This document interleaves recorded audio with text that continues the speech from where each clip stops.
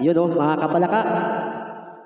Mga kadayupang, yun, sa lahat po ng GC na mayroon ako, ayan, ako ay aawit.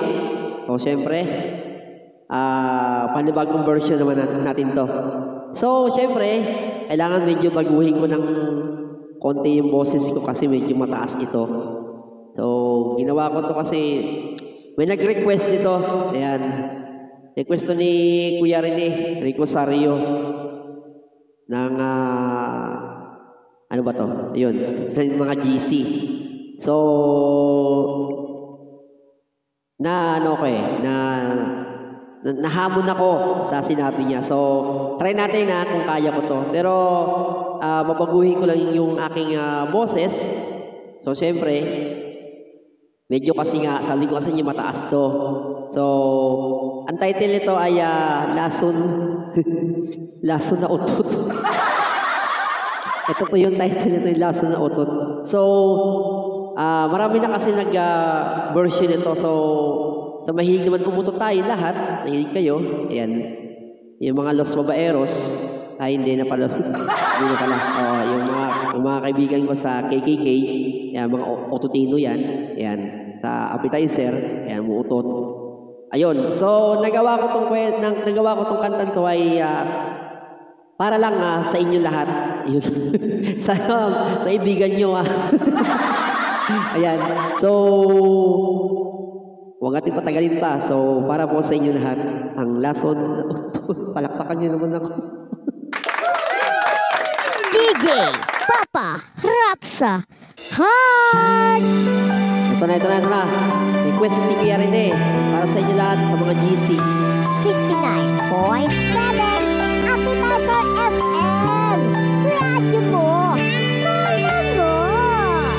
Minsan nalanghap ang init ng iyong hangin.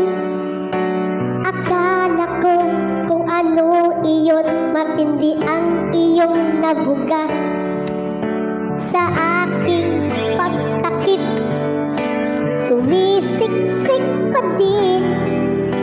Mula noon hanggang ngayon, walang pinagbago.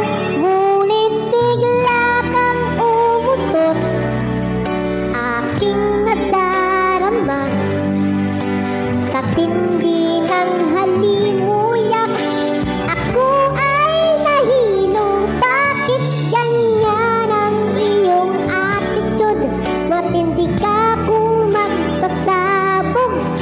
Nilaro-laro mo ang utot.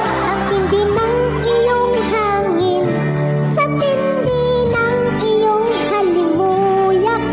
Ako ay muntik magayuma.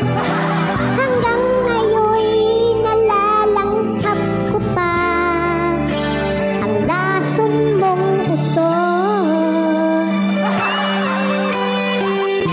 69.7 Ako'y natulala radyo mo sa hangin na nakaibantot.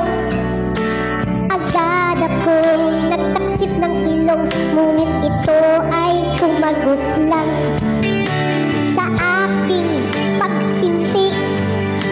Nalalasap na din. Hanggang kailan magtitiis sa utot mong malaya? Ngunit bigla kang umutot. Aking damang-dama ang tindi ng halimuyak. Kumalat sa iri.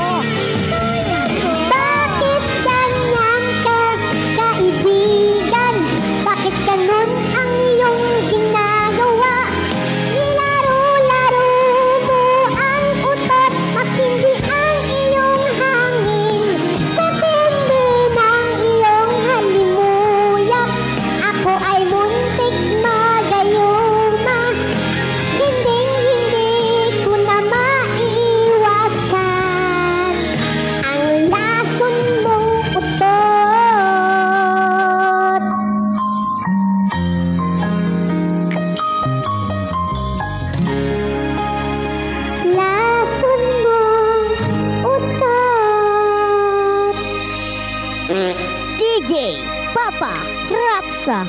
Hi!